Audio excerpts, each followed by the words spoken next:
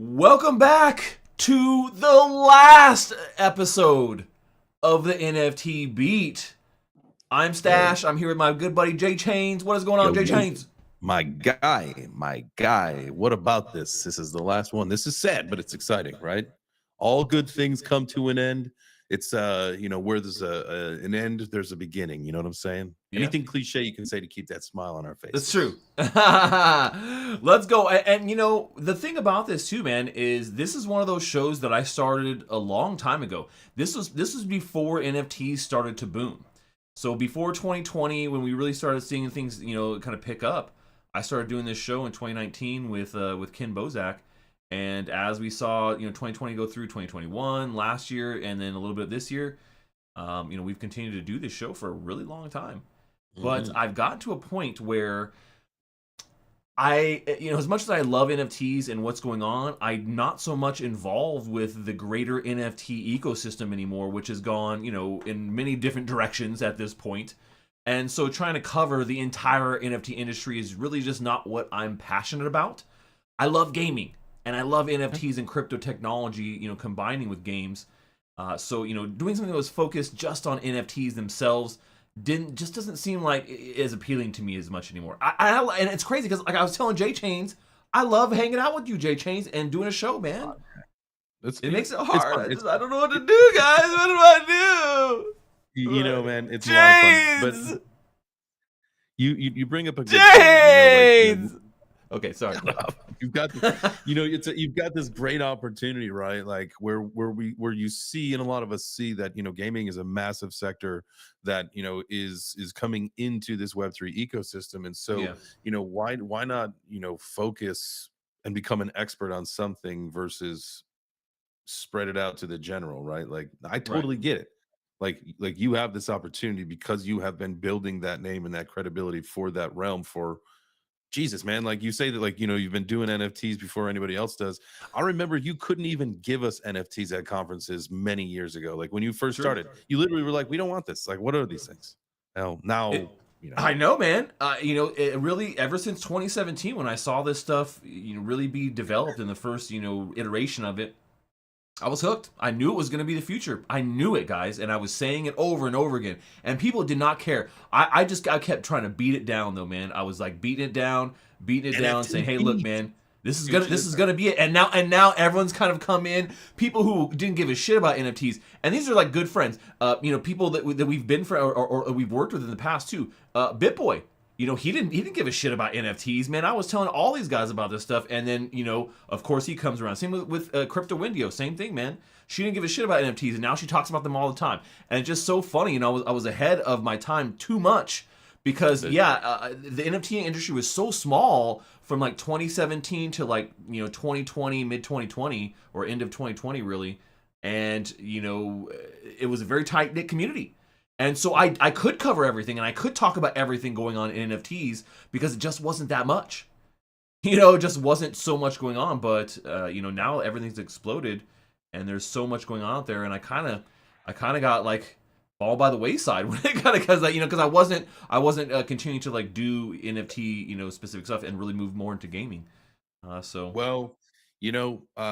the folks that are going to stick around here in the specific NFT world for a while, we got your back. Go represent us well in the gaming world. Don't forget about us. I'm just joking, man. It's like a goodbye speech. No, man. Look. I'm still gonna be talking about NFT stuff. It's all gaming focused, versus like I said, talking about general, NFT news. That's why this is going away, because it was an NFT news focused show, and I'm not really doing NFT news much anymore. And the funny thing is, like, what people may not realize, Chains, and what the few people who are watching right now, we don't have a big crowd watching right now, but this is probably gonna be the last time you see me like this. Because you're gonna. This was the last show that I did that didn't have me as Secret Agent Stash. So. That's another reason for this too, is I'm kind of moving the brand and everything in that direction. So when you see me online for live streams or whatever, it's me as Secret Agent Stash. I'm leaving the CryptoStache persona as just a disguise now, right? So if you see me like this, out in the streets and you're like, oh, he's not dressed as, he's not in his old standard issue, that's because I'm actually in disguise, right? So my CryptoStache disguise is on right now, so we can do this last episode here of the NFT Beat. I'm excited for you. We're gonna have a great show. No. What you're really thinking inside your head is, dude, this guy is a loon. This guy is a freaking lunatic, and I have no idea what the hell he's ever been doing here. But you know, I get the appeal of a trench coat and sunglasses everywhere you go. I mean, like, that's mysterious. Like, there's a lot of fun that you can have with that. Like, it makes sense. It is. It is a lot of fun. I'm not gonna lie, man. I really enjoy doing it, and so you know, it's a significant departure, I would say, or a gradual transition from what I've been doing. But I think that's what we really always need to do when it comes to crypto. You know, growth is important, and sometimes growth in that respect can be stifled a bit. Funny enough, in this industry that grows very quickly, but personal growth, you know, can be sometimes put on the back burner because things are moving so quickly in crypto. I know this happens to me a lot where I'm trying to focus so much attention on all the crazy changes and all the charts and all the games and all the NFT projects and all the everything that I kind of forget to really work on myself and what I'm doing and my happiness, right? And so that's what I've kind of tried to do here over the last year or so, is really focus on that, focus back on the community, and really connecting and having more fun with everybody in the community. So that's kind of where all this has come from, and why we're here, and why I've decided that I'm going to discontinue this show. I'm still coming to you, you know, multiple times every week, streaming, talking about everything going on. You know, Mondays is basically kind of, I wouldn't say replacing this show, but it's a different style of show. But we do kind of a similar thing, right, where we talk about current news in gaming and NFTs. So, you know, anything gaming and NFT focused we'll be talking about on Mondays. You guys can always catch that. But yeah, that's what we're doing. There you go. And Chains, I'm over here. I'm thinking like, Dad, why is Chains not? Why is he not getting a little misty? God, have we not worked together too long enough, Chains? Where he's like, come on, man, just give me a little something. All right, fine. I'm just gonna take a break. Everyone's like, just shut up and get to the news. Man, just shut up and get the damn news, guys. Well, that's enough sappy talk. Yeah. Well, I just wanted to give, you know, as people kind of started to get, I just wanted to give you guys an idea of why it is that I am not doing this show, because this has been one of my most popular shows, but why I'm moving beyond and moving past this. Hopefully me and Change can find a way to work together in something new here. I already talked about it. We're going to talk. So make sure to think, well, make sure to keep that in the back of your mind, because we are going to be, I want to try and do something new, but something maybe more focused on gaming, something a little bit different. We'll see. Let's get into it though, man. Are you ready, Chains? I do, yeah. So, all right, we got a couple topics we're going to talk about today. Keith Haring, some NFT decisions that they've decided to go in. Now, this was interesting timing that this article came out. I was actually in Timepieces. Now, Timepieces is like a branch of Time Magazine, and they have a Web3 arm. And so they've been doing a lot of Twitter Spaces or X Spaces. And so I actually was in the one yesterday listening to it. And so this article came out today that, you know, they are, you know, now, you know, going to be releasing the NFT collection, and I believe through Christie's. And then we'll talk about Mila Kunis, everybody's favorite couple from that 70s show. They're all sorts of in the news right now because of not only not good, not all the good stuff at all, but the Stoner Cats NFT. There's actually a trading ban that happened on that one now. So marketplaces are pulling that. Don't give them all the goodies yet, man. Don't give them all the goodies yet, dude. He's like I'm throwing. He's like, oh, there's a trading ban. Oh, hold on, guys, hold on. Too much clickbait, man. I guess I'm nervous for this last one. Just trying to give it all at once. It's all good. And we're talking about Amazon getting free NFTs from Amazon, and then Solana Marketplace making a comeback. We're going to talk about Solana making a comeback too. But before we do, when we get into all of today's news topics, let's go take a quick look at a little bit of like the recent news that we've done here, like the overall market sentiment. You know, this is something we like to get into. Let's go take a look at that and look at the market sentiment and where we're at right now with the overall NFT market. Boom. I love NFTgo.io. This thing's been crazy. Yeah, man, and this is a site we use just to kind of get a quick, good overview of like where we're at right now, and my gosh, look at the like NFTs are dead. That's the real reason why I'm canceling this show. Is they're dead. NFTs are dead. I'm getting ahead of the trend. They're never coming back, guys. I'm rug pulling you. This is the first thread. I'm gonna pull one thread at a time. It's the slow rug, baby. It's all about the slow rug. It's that Weezer song. Are you just going on Unravel My Sweater? If you want to destroy my rug. All right. That sentiment is looking pretty sad at just 14 right now, man. This is some of the lowest we've seen. Yeah, dude. So I track this every single day, and I talk about it on my show. I have it on the Web3 Breakfast website, actually, with how I'm tracking that 30-day profit and loss. And this thing has been like, it's really strange how it fluctuates. We've seen it down to 11 recently. But remember, keep in mind that metric that we do look at, the one that I think, and I've actually talked with Jared at NFTgo.io about this, and he agrees that this is the one, is that 30-day profit and loss metric. Yeah, huge. You know, that thing, when I first started tracking it last month, it was about a 10% ratio of the people in profit to loss, right? So what's the number? Like 456,000 or something like that on the loss, right? 460,000, yeah. 460,000. So that means there would have been, 46,000 people that were in the profit, right? So we were about 10%. Now this thing is about down, I think it was like 7.7%. So like it is continuing to go down, like, and you could just see it every day, that percent go down and down of people in the profit versus the loss. And so once we see that turn around, man, that's when we know that NFTs are coming back. But for now, I could tell you what, just like that sentiment is cold, ice cold. Ice cold. So are the markets, man. I mean, that's what it comes down to, and all the data kind of shows this, right? You look at the 30-day. Here's the blue chip index. I mean, definitely down, not to any lows, but definitely down. And then we look at kind of market cap and volume. In general, volume hasn't been very good. That's been a consistent trend. We know that during this bear market, volume has been pretty damn low. Then you look at something like hodlers and traders and buyers and sellers. There's just, like, as we saw with the 30-day profit and loss, there's just not a lot of liquidity out there for most NFTs. That's the problem. Is it as much you become a hodler, right? Like you're forced almost to hold, because you're like, do I sell this NFT at a 90% loss?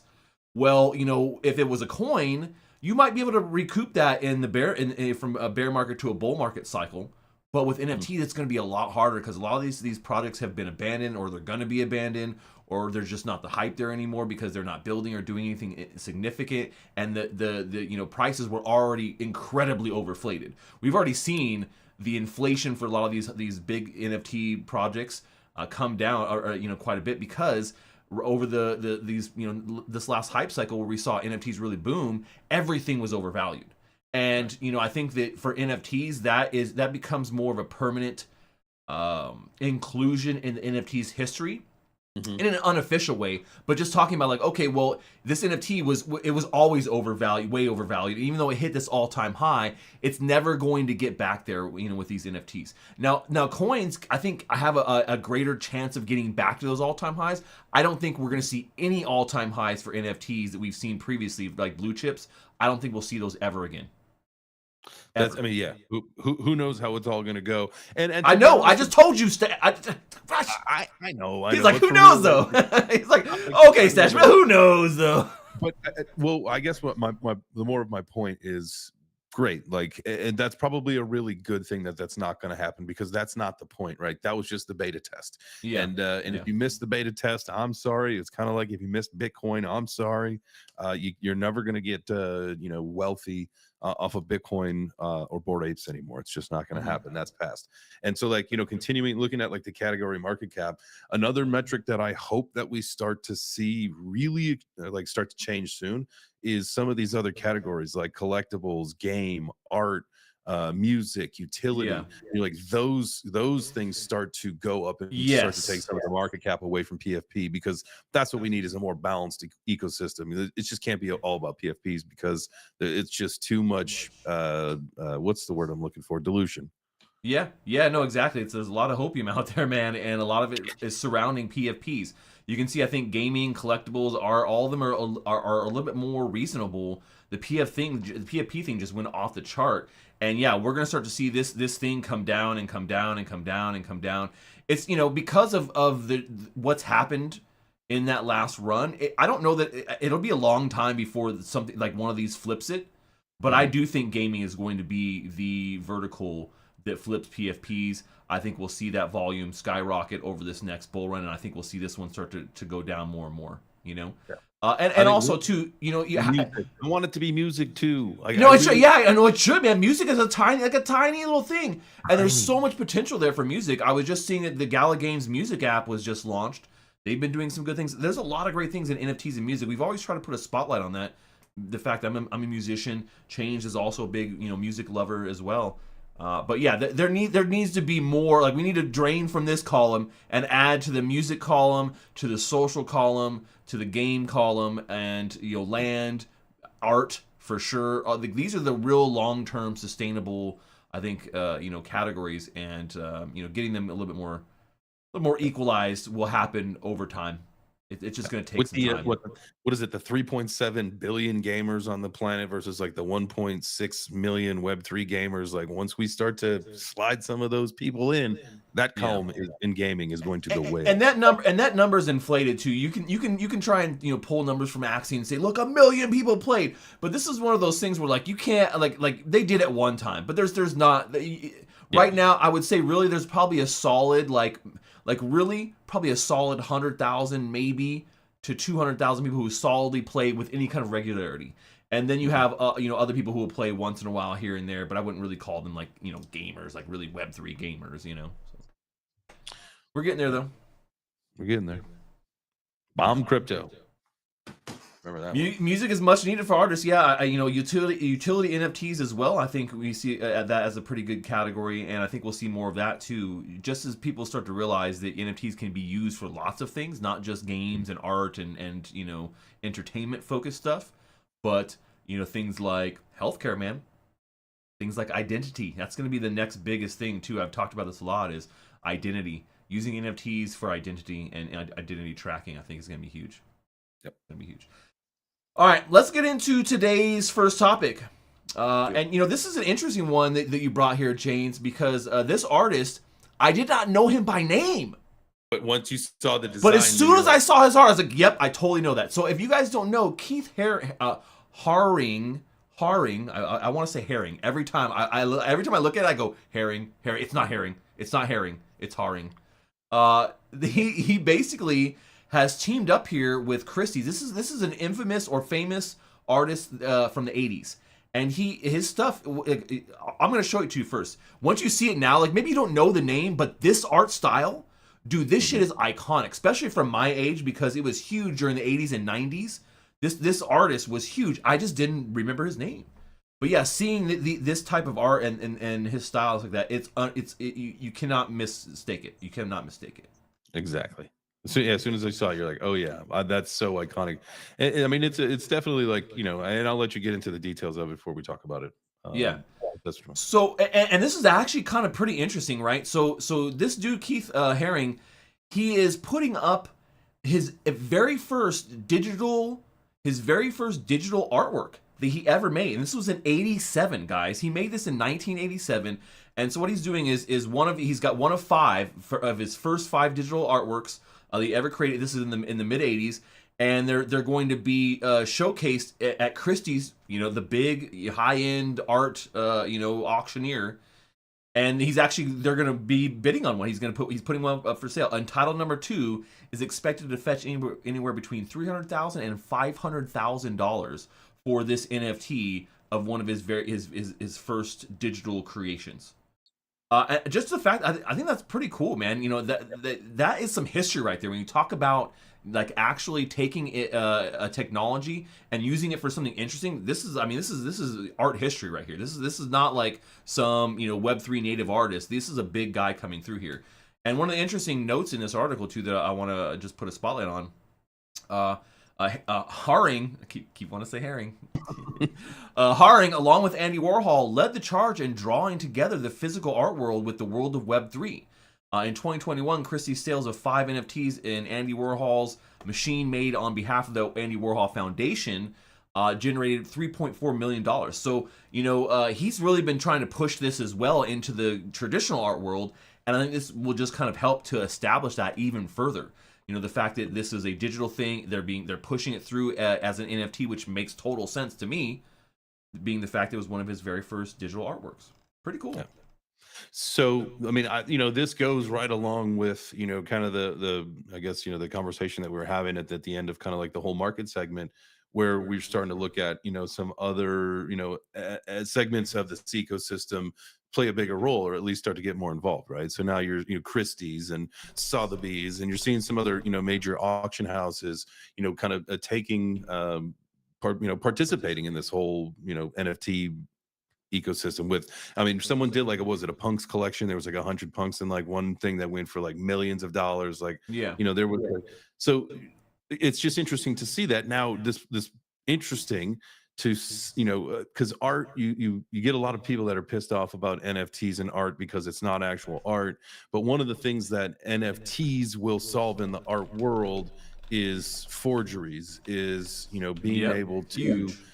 do a lot of different things, digital COAs and stuff. And I've had conversations with traditional artists who think, the NFT ecosystem is a joke. But that's the one thing that there's like some dude who's really famous, who's like since the 80s has been trying to get like some way to, have a better way to do like the certificate of authenticities. And this is it. But they still reject the idea for some reason in some way, shape, or form. And I think this could be the pivotal change when we start to see more and more of these major auction houses flip their script, really opening it up more to a mainstream audience. No, I agree, man, and we've seen that here over the course of like the last last year or two, where these big high end art auction houses have been partnering with multiple NFT collections, doing some of these things. I think a lot of it was really driven by the hype, because they saw money. They're like, dude, we could get big money out of this. We can get artists, I mean, our traditional guys, to do some stuff like this, and get some big money out of it. But another thing too, just before we move on here, which I thought was what's that? Who sold the Beeple piece? Was it one of the auction houses? Yeah, that was also Christie's, I believe. Sorry, I didn't mean to cut you off. There's really only two. You know what I'm saying? Like, there's Christie's and then there's Sotheby's. Those are the two. I mean, there's probably more than that, but those are like the two. Like, if any of you know an art auction house, you probably have heard of Christie's or Sotheby's, right? So the cool thing about this is where, this is going to go to some high-end collector, and they'll have that NFT of this really famous artist. For those that can't bid on the NFT, in collaboration with the Haring Studio, they're doing a digital wearables brand, which is kind of interesting. And so they're offering a cool vintage patch, which has Untitled #2 for just $40. You can get the patch, and you can put that on your, like, as they show here, you can put on your sweet jean jacket from the 80s too. Is it a digital patch or like a embroidered patch?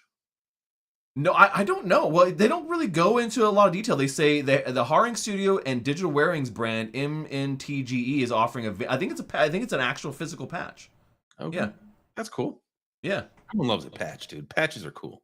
I think patches are cool, man. And I will tell you, man, like, if you got that punk rock spirit, this is a good little piece to add to it. Little piece to add there. There you go. Speaking of punk rock spirit, and our next story takes us to Mila Kunis. Dude, so okay, I don't know. The messed up thing about this is I thought this was a brilliant idea, because when they first dropped these NFTs, what was this, like a year, almost 2 years ago? We talked about it here on the show. When they first dropped them, we talked about it. I was like, this is brilliant. This is a great way and great use case for NFTs, how they were doing it, and doing it on a high level, right, with some big names. But it has not worked out so well for them. No, it has not. And they were, recently this first came out that that the SEC was gonna take a look and see what was going on. So they're obviously the SEC has done a really good job of getting in here and making a disruption in the industry, especially when times are bad. Making a lot more FUD, I think, happen. But their job is to take care of the investors, so let them do their job. Yeah. But with Stoner Cats and kind of how they distributed everything, this whole thing kind of just points like what kind of like I don't know, regulatory clarity are we going to need in order for projects to be able to survive? If that's even a thing, like, like, again, does it even matter? You know, like, we're talking about PFP projects and what they've done, and we've got to start setting clarity for, like, Yeah. I guess other realms in this. So, at some point, like, we could probably say, who cares? Like, it's a PFP. That's not the point. Like, we've got other fish to fry. So, if you guys want to go after these collections, like, that's going to suck. But at the end of the day, what, they pay a fine, which is usually a lot less than what they made, and everybody, they move on. Yeah, pretty much. I mean, that's kind of what happened here. But so first off, like, so just to kind of break down the news and have it read for you guys here real quick. Oh, yeah. Sorry, I guess I. JChains, he glossed over that part, but I'll break it down. And JChains gave his comments already, but I'll break it down real quick. Yeah, so basically, this went to the SEC, and they basically said, hey, what you sold, these NFTs, they constitute as a security, because there were profits tied into them. Like, hey, you may get holding this NFT entitles you to some of this stuff, and the way that they distribute it, and a couple of elements about the NFTs themselves. Now, how many other NFTs have done this? Quite a few. Why did the SEC come after this one? Because it's high profile. Because it's attached to high profile actors, and that's the only thing. This is a classic. This is a classic Gary Gensler play right here. Once again, the dude is trying to go over the highest profile cases he can. There's tons of other cases out there that would fit this profile, but who does he go after? This one. Because why? Because it's going to make headlines, because there are big celebrity names attached to it. This creepy dude has done this time and time again, and this is another example, man. He's trying to take out as much as he can before he gets booted, which is imminently going to happen. But they did basically come against him, saying, hey, yeah, you did sell an unregistered security, and now OpenSea, Blur, or OpenSea Rarible have both banned them from being traded. Blur, nothing is listed, and right now, they can still be traded on LooksRare and X2Y2 still. You also, speaking of Gary and what he's been, I don't know if you guys also noticed, but in the crypto world, he took an L. Him and the SEC took an L. It was either yesterday or today, about Binance.us. They tried to get in and look at the software, and the federal judge said nope. No, man, no, you're gonna need to do a little bit better than that. Yeah. Yeah, so the SEC, this doesn't scare me. Things like this don't scare me these days, in particular, because the SEC is all over the place, man. Major not regulation, but major upset is coming for the SEC. Gensler's going to be out. There's going to be tons of regulation within the SEC and things revolving around the SEC. It's all coming. You can already start to see it building in the political scene as well. A lot of other politicians have gotten on board and seen this being an issue, and they're starting to talk about it, and that's never a good sign for the SEC in particular. But yeah. So question that came in from Gen X. What will Gary do when high profile NFT games come out? Let me ask you a question, Stash, to kind of before that even comes out. Are we gonna need that regulatory clarity in order for the big the Sonys, the Microsofts, for them to really jump in to this ecosystem so that they don't get screwed in some way, shape, or form? Because obviously they're going to have, even though they've probably already got on the balance sheet, but whatever. But getting into crypto and NFTs is going to create those hurdles that they'll have to get into to even participate in this ecosystem. Aren't you think they're waiting for at least a little bit of clarity so that they can jump in?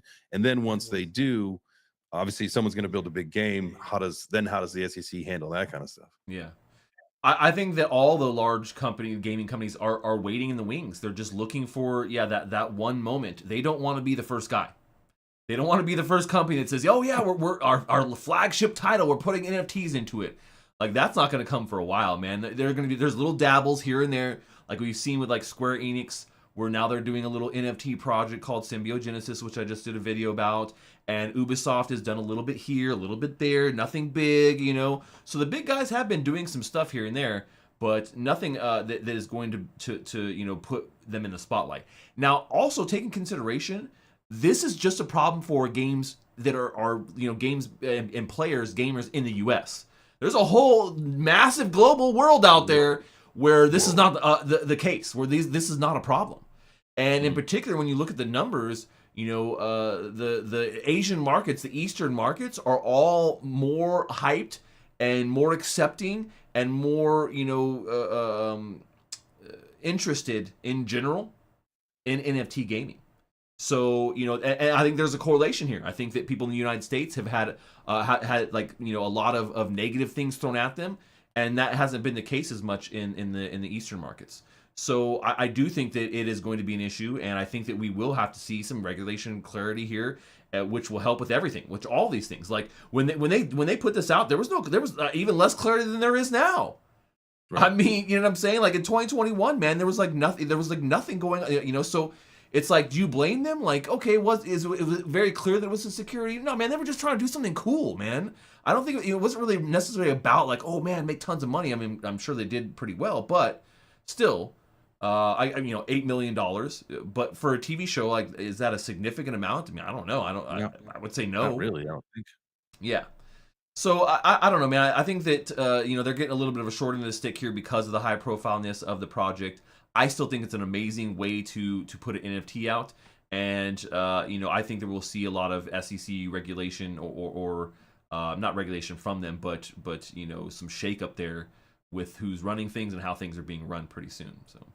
But yeah, I mean, like, man, this product, dude, Kunis voice of the cat, Ashton Kutcher voice of the cat, like Chris Rock, Seth MacFarlane, even Vitalik. Dang. Fire. So really quick, just that number that you had put out there, whatever it was, whatever they made on it, just so like it wouldn't have been enough to like, she made like $16 million throughout her 8-year career doing that 70s show. Yeah. So like, well, right, and they also say like, well, there was $20 million in secondary market sales, which is kind of crazy, right? You look at like from the primary sale, they net $8 million, from secondary market sales, $20 million, over twice the amount of money they made from secondaries. So they did take some money from that, for sure. Okay.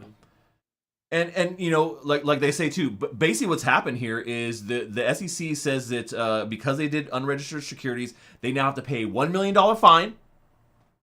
A $1 million fine, and they also said that they were going to destroy any remaining NFTs in their own possession. Okay, slap on the wrist. Let's move. And it's kind of stupid. Well, I mean, not stupid. But it says which will be used to establish a fair fund to reimburse investors. So I mean, like they're gonna pay a $1 million fine. So if at this point, it's like if everyone comes and claims, they're only going to get 1/8 of what they paid for their stoner cat from if that's just primary sales. Now you got to think about all the other people who own it now and they paid a lot more. They're not going to get much back for something like this, but they wouldn't have to get anything back if the SEC just said, "Oh yeah, that's cool, let them do it. It's cool, it's interesting." Nope. Let them do it, man. Let the people have their thing, man. Screw you, Gary Gensler. Come on, Gary. Guy's going down, man. He's definitely going down. He's definitely going down. I love that. But right. The funny thing about this too is just as we're moving on to the next thing here is that the trading volume for this right before this happened, it spiked. It like spiked as this was happening, man. It went from 0.08 floor to a 0.01 floor to a 0.08 floor. Last week before they were removed from OpenSea. And from Rarible and a couple other places, so that's kind of interesting. Interesting. Yeah. The old pre-dump. The old pre-dump pump. It's the pre-dump pump. Buy the rumor, sell the news, baby. Miss Teen Crypto, what is going on? Thanks for hanging out with us. What's up, girl? Ninja.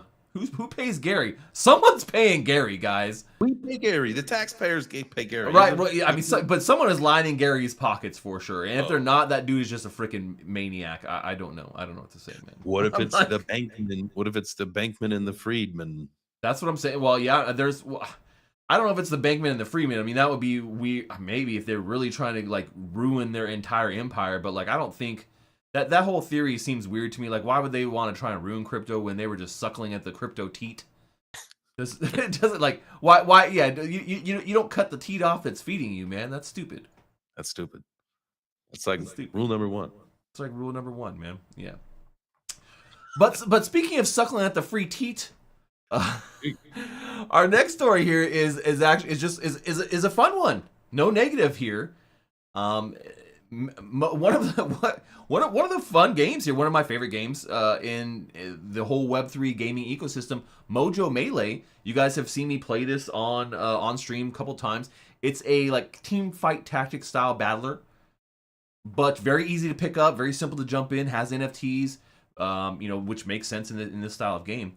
They are actually teamed up with Amazon Prime, and they're going to be doing free NFT drops for the next 6 months. I think it's going to be like 6 months of NFT drops. So so if you have Amazon Prime, you can go and get some free NFTs for this game for the next couple of months, which is pretty cool. Now, another thing, now this is not just one occurrence, right? The reason why I'm putting a spotlight on this is once again showing that big companies do believe in NFTs and they're more and more accepting of it every single day. Not only is Mojo Melee going to be doing this, but also our friends over at Champions Ascension are also going to be doing this, man. There's going to be some cool... Oh, I'm sorry, not Champions Ascension. I misspoke. My Pet Hooligan. My Pet Hooligan is going to be doing this as well with Amazon Prime, where they're going to be giving away NFTs over the course of a next couple of few months for free. All you got to do is have Amazon Prime, man. That is fire right there. And this is a great way for games in particular to get into the mainstream like narrative and into their eyeballs, right? With something for free.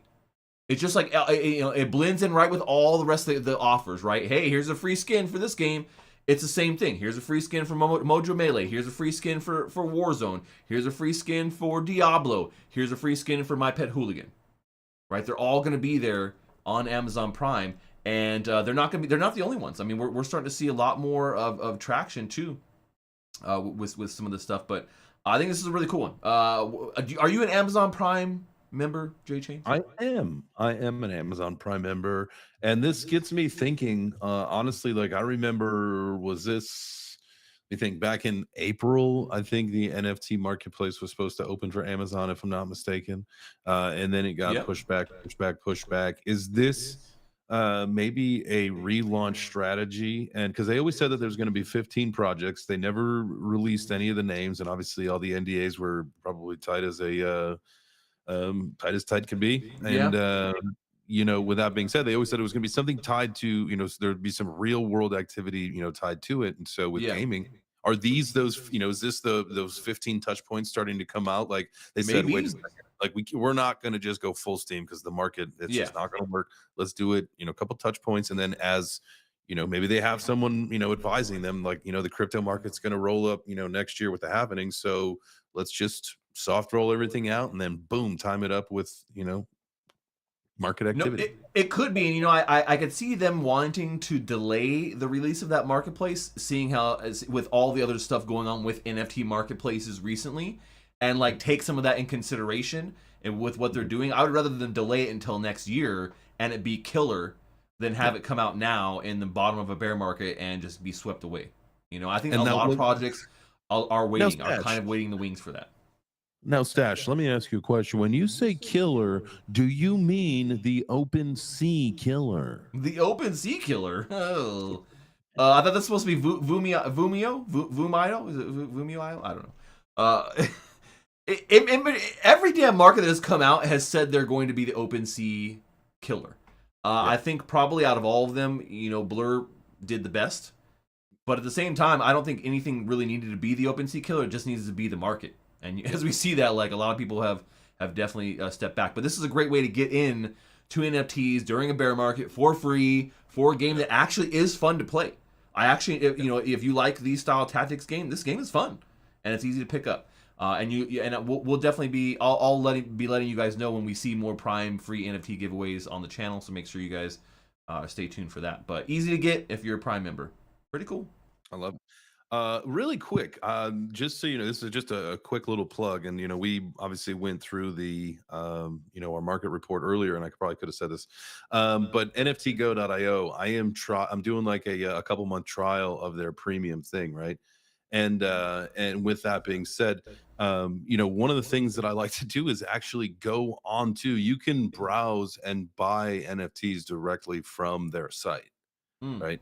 And so, and it will pretty much, it's like a pretty good aggregator. Like, like take for example, like Mutant Apes or whatever. Sometimes there are things on Blur or Looks Rare that are not for sale on OpenSea, Oh right? yeah, And so yeah, if oh you're yeah.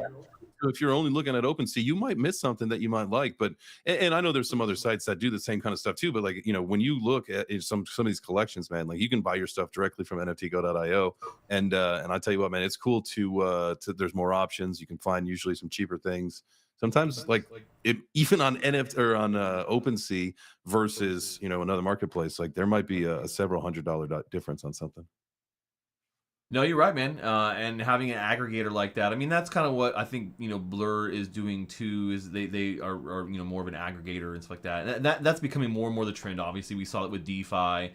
Where you have these places that aggregate every other place where things are being traded, and it makes sense here for gaming. I think we'll see more and more of that. But Feel that. interesting to kind of see the future here and what we're going to be doing, because I think that with gaming, slow and sure, and that's what we've seen, just slowly but surely, a little bit here, a little bit there, a little bit here, a little bit there.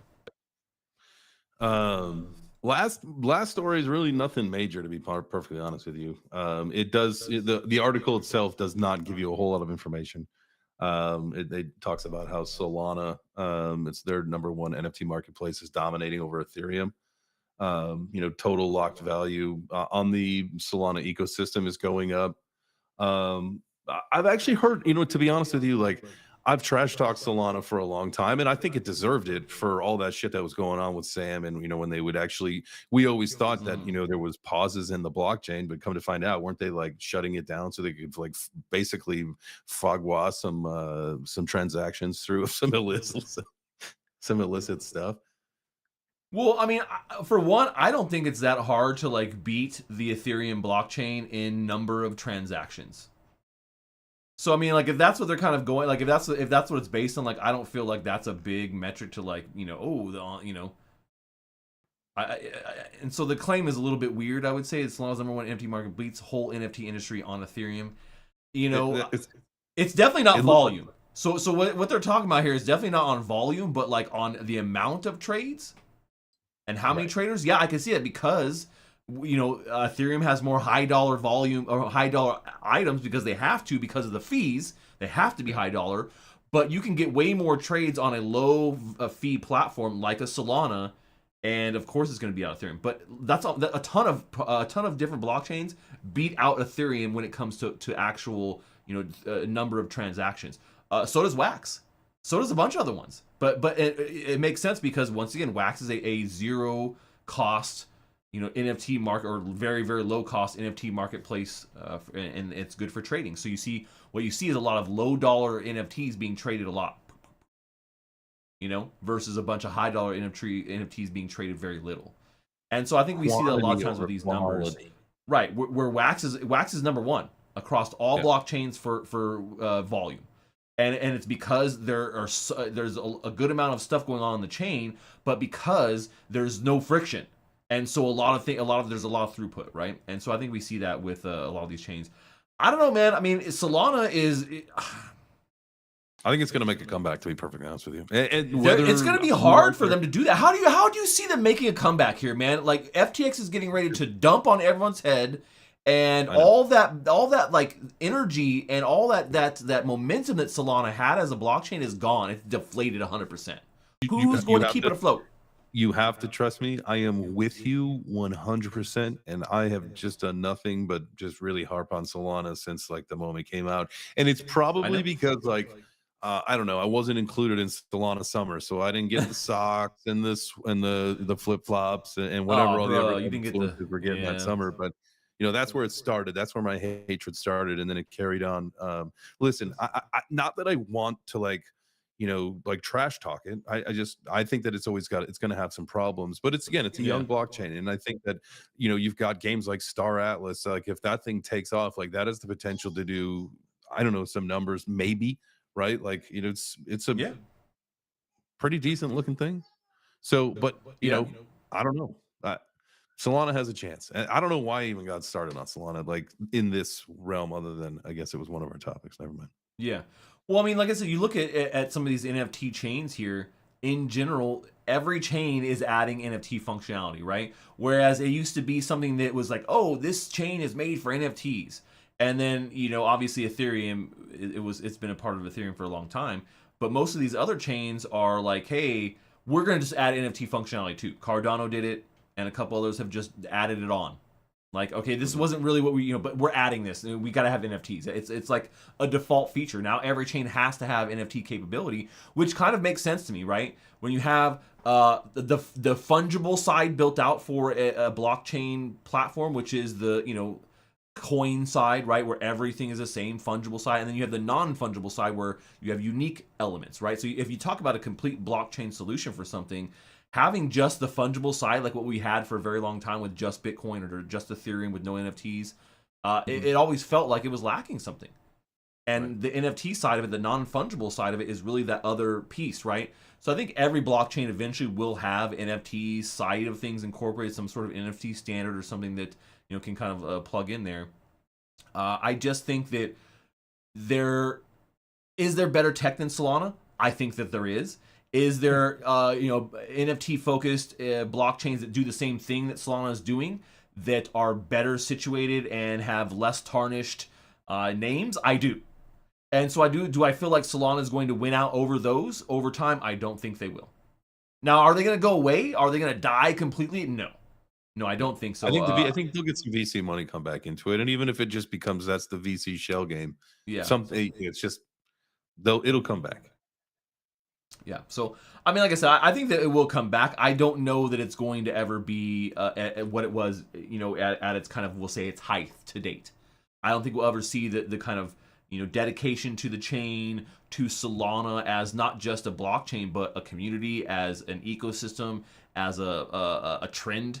Solana was it was more than just a block. It was a trend, man, and they did a good job of making that the case.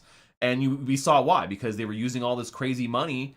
FTX was using all this crazy money to throw around everywhere. They're naming stadiums, they're naming esports teams. They got freaking everybody in the Bahamas in their pocket. Literally, I mean, it's just like all that. So it made sense. So Solana was being pushed around a lot, and everyone's like Solana.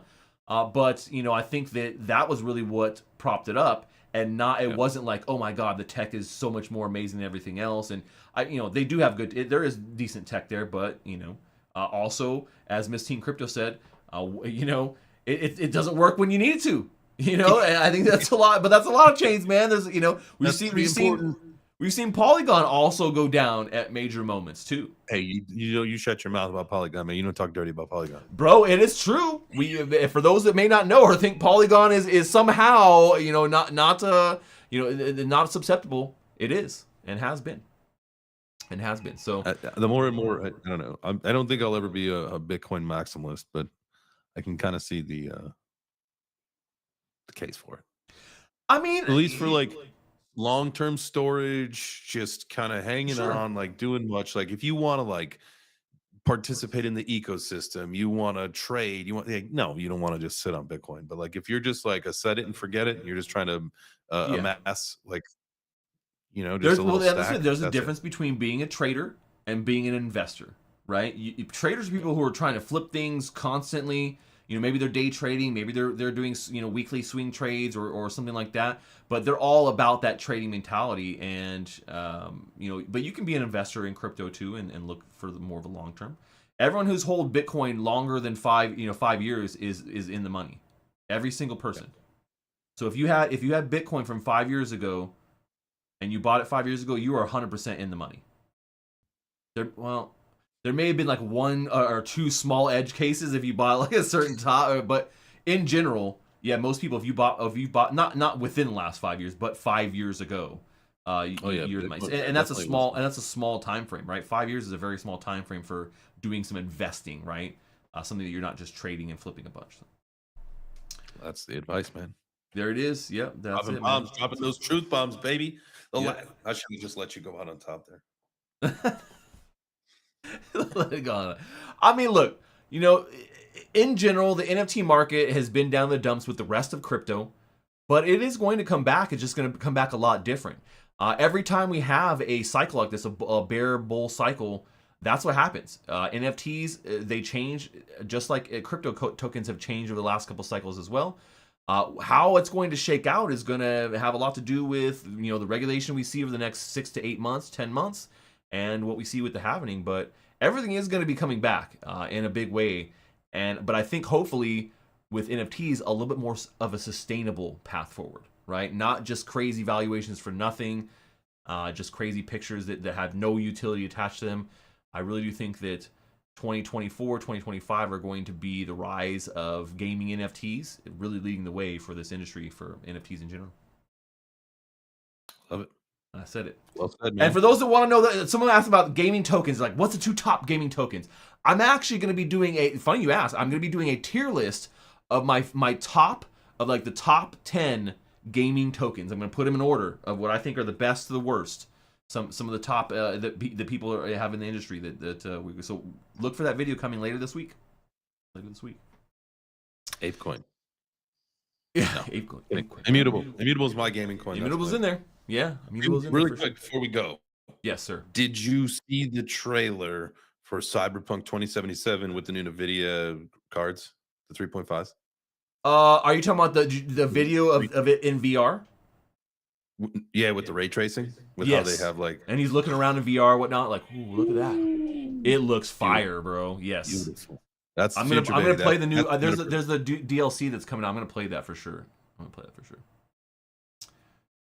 All right, guys. Well, that is it for the NFT Beat today and for the foreseeable future. We've had a great time with this show. I know that we've educated and helped hundreds and hundreds of people to understand NFTs better, to get the latest NFT news, and I'll continue to do that on the gaming side. Make sure you guys go subscribe to Jay. If you're not following JChains on Twitter and on his YouTube as well, for shame, man. Chains is putting out some fire stuff. His Web3 breakfast is always phenomenal, even though it's too early for me most days. I love what you're doing, man. It's just really early for me to do. But make sure you guys go follow him and get on his YouTube as well. But you'll see us together again. Yeah, I think so. That is the plan. That is the plan. That I think you'll see us together again. So no worries there. And much love to everyone who's supported us over the last couple of years. And much love. I got a shout out to this to Kim Bozak too. Ken was my first co-host with this show. Kenny. And as much as things didn't work out with me and Ken in the long run, he was always a great co-host, and we got to get a lot of love to him and all the bros out there as well. I miss him a lot, actually, man. And he got kind of sour, man, about everything in crypto and how things were going with me, and then he just he won't talk to me anymore, which I'm kind of sad about. But in general, it was a great time, always doing the NFT Beat with him and with all of you guys. So I will miss it, but this is the end. And you have to see me on the next mission, guys. See me on the next mission. That's all we have for today. We out!